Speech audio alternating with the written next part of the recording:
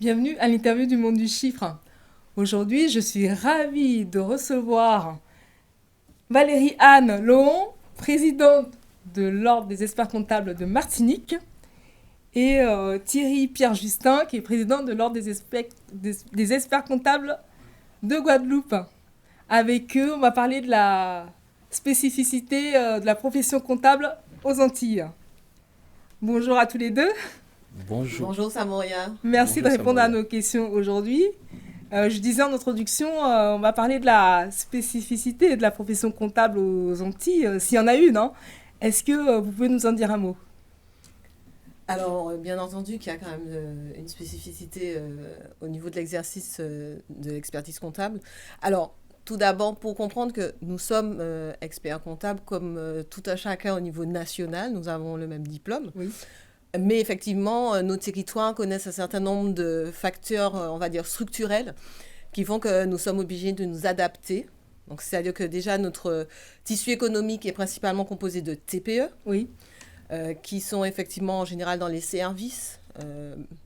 On a aussi un certain nombre de facteurs qui sont l'éloignement, Oui. donc les coûts de logistique, de stockage qui sont plus élevés.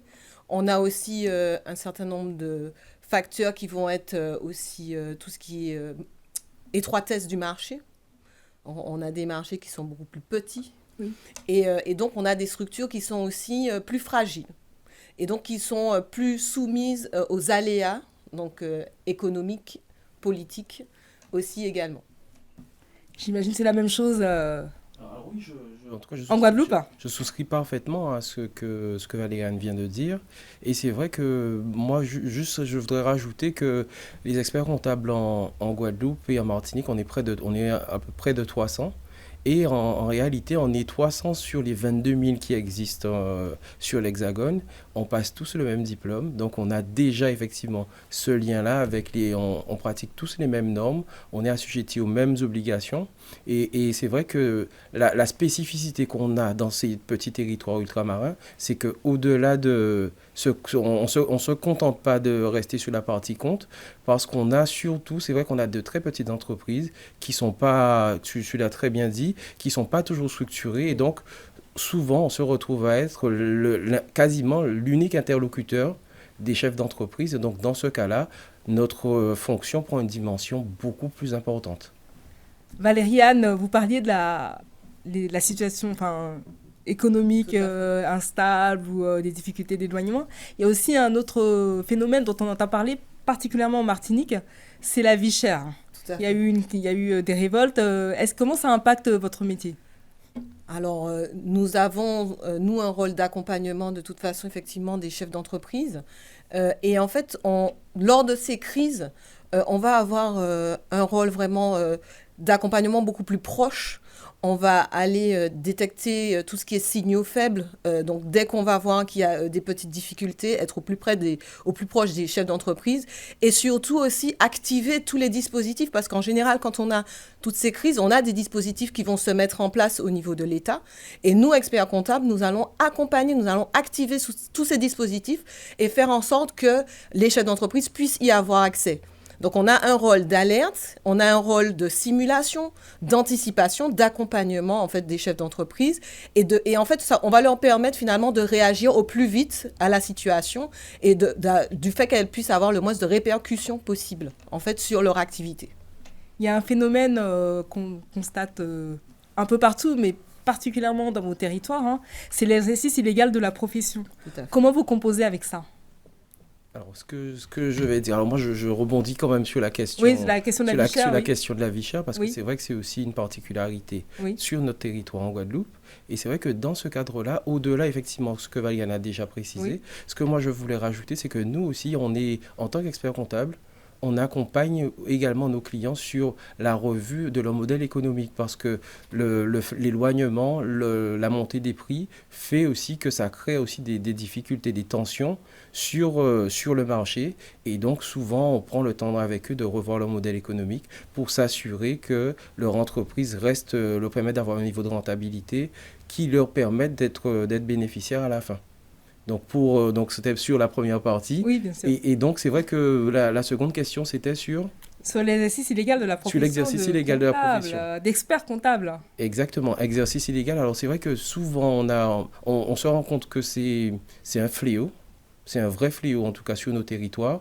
Il y a en réalité une très forte... il y a une recrudescence de ce type de pratique qui a vraiment déconseillé aux chefs d'entreprise parce que c'est vrai que passer par des faux experts comptables, des comptables marrons, comme on dit chez nous, passer par eux, c'est vrai que c'est aussi mettre en danger sa société. Se créer des difficultés parce que au final, ce sont des gens qui n'ont pas forcément le niveau de compétence, en tout cas, qui n'ont pas le niveau de compétence et qui derrière également n'ont pas les assurances qu'il faudrait pour accompagner l'entreprise. Donc on se retrouve avec des difficultés et c'est souvent au moment où on a les dégâts que ces dossiers-là remontent, avec notamment des contrôles fiscaux. Tout à fait. Et c'est vrai que c'est souvent à ce moment-là que toutes les difficultés reviennent et souvent ces chefs d'entreprise avancent avec une épée de Damoclès sur la tête et sans forcément en avoir connaissance.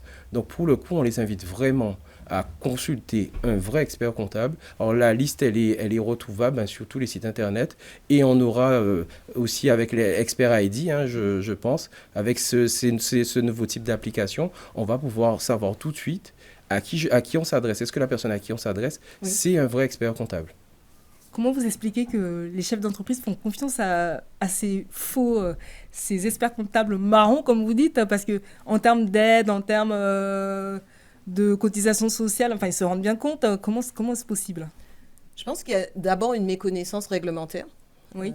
Parce qu'effectivement, nous avons une prérogative d'exercice et qui est différente d'un monopole. Et donc, il y a beaucoup de personnes jouent, en fait, en particulier les comptables illégaux, jouent sur cette nuance. Donc, il y a déjà ça. Il y a la confusion aussi comptable-expert-comptable, qui n'est pas forcément bien comprise non plus. Mais ce qu'il faut comprendre, et moi je le dis très clairement, dès lors que le chef d'entreprise n'effectue pas lui-même sa comptabilité, il a l'obligation légale de faire appel à un expert comptable. Donc dès lors qu'il prend un prestataire extérieur à son entreprise, il doit faire appel à un expert comptable. Donc ça c'est très clair. Et ce qu'il faut comprendre, c'est qu'il y a beaucoup de risques à ne pas faire appel à un expert comptable. C'est ça en fait aujourd'hui.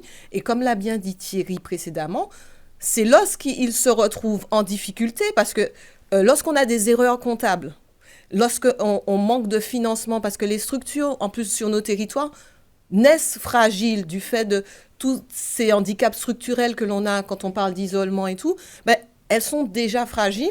Quand elles se tournent vers des personnes qui ne sont pas habilitées et qui vont en fait, n'ont pas la compétence pour effectuer tous ces travaux comptables, eh ben, ça finit souvent en liquidation judiciaire, malheureusement, quand la responsabilité pénale du dirigeant n'est pas engagée.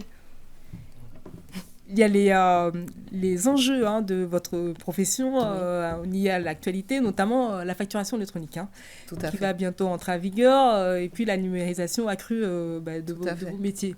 Comment, avec un tissu de petites structures, comment vous les accompagnez dans cette réforme ? Alors, dans ce cadre-là, c'est vrai que les ordres, ce sont les ordres des experts. L'ordre des experts comptables, déjà au niveau national, c'est mis en ordre de bataille. Oui. Au niveau régional, c'est la même chose. Et nous, on va vraiment sur le terrain. Alors, on a eu l'opportunité déjà d'avoir une conférence où on a pu bénéficier de l'expertise, notamment de Sébastien Rabineau, qui est le directeur de la facture électronique. À la direction des finances. À la direction des finances, directeur du projet. Et également d'Amélie Verdier, également, qui est la directrice des finances publiques. Et avec la présence de Damien Charrier, notre président national.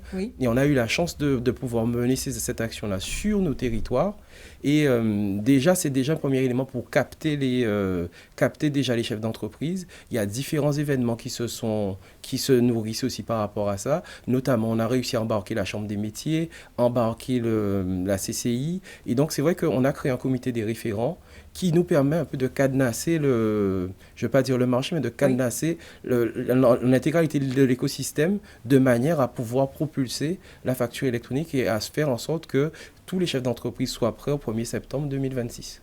D'accord, très bien. Actuellement, il y a une instabilité politique qui impacte les entreprises, hein, les chefs d'entreprise, que ce soit dans l'Hexagone, partout, sur tout le territoire français. C'est la même chose, j'imagine, chez vous. Qu'est-ce que vous avez à dire au pouvoir public? Comment vous composez avec ça, avec cette instabilité politique Ce qu'on aimerait dire au pouvoir public et qui est dit par tous les acteurs économiques, les organisations patronales, les chambres consulaires et tout, c'est nous avons besoin de stabilité, de lisibilité et effectivement d'un climat de confiance. Oui. Parce que c'est dans ces conditions qu'effectivement il y a de l'investissement. À partir du moment où on sait qu'on est dans de la stabilité, qu'on est dans de l'incertitude, on va avoir effectivement les chefs d'entreprise qui vont dire, je patiente, je vais attendre pour voir si je vais plus dans le développement et donc effectivement dans la croissance. Donc c'est très embêtant effectivement de ne pas avoir de stabilité. Oui. Et même au niveau des dispositifs également spécifiques que nous avons dans nos territoires, nous appelons effectivement à ce qu'ils soient pérennes également, puisque chaque fois effectivement ça impacte le développement économique et la croissance économique. Actuellement, la loi de finances est en discussion là, à l'Assemblée nationale. Est-ce que vous attendez quelque chose de cette loi? Qu'espérez-vous? Ce qu'on attend, c'est que les dispositifs ne soient pas remis en cause, parce qu'on se rend bien compte qu'ils sont nécessaires et indispensables, finalement, au fonctionnement de nos territoires, et que ce soit effectivement au niveau de la loi de finances sur la partie aide fiscale à l'investissement ou encore effectivement sur la loi de financement de sécurité sociale sur toute la partie LODEOM. Ce sont des dispositifs que nous entendons qui peut-être pourraient évoluer, mais pas effectivement sans concertation, ni même sans pertinence finalement. Il faut que nous puissions être consultés parce qu'il s'agit effectivement de dispositifs pour les territoires, et il faut qu'ils soient adaptés à nos spécificités. On est d'accord. Et c'est vrai que moi, j'abonde totalement dans son sens parce que ce qu'il nous faut, c'est de la stabilité, de la visibilité. Et c'est vrai que remettre systématiquement en cause des dispositifs, ça crée de l'incertitude. Et l'incertitude, c'est bien connu, ça ne fonctionne pas sur le monde des affaires. Toutes les décisions d'investissement sont retardées et donc ça crée également des difficultés au niveau de l'emploi. Donc tout est un peu lié. Et donc, vraiment, nous, ce qu'on attend, c'est de la prospective, de la stabilité, et qu'on puisse se projeter justement pour pouvoir, en tout cas, nous permettre de mieux accompagner les clients dans le cadre de l'évolution législative. Valérie-Anne et Thierry, merci beaucoup. Merci de nous avoir fait donner un aperçu de la situation économique et de la profession comptable dans les Antilles. Je rappelle Valérie-Anne Lohon, que vous êtes président de l'Ordre des experts comptables Martinique. Oui, tout à fait. Et Thierry Pierre-Justin, vous êtes président de l'Ordre des experts comptables de Guadeloupe. C'est bien ça, merci beaucoup. Merci Samoria. Merci à vous. Quant à vous, je vous retrouve bientôt pour une prochaine émission.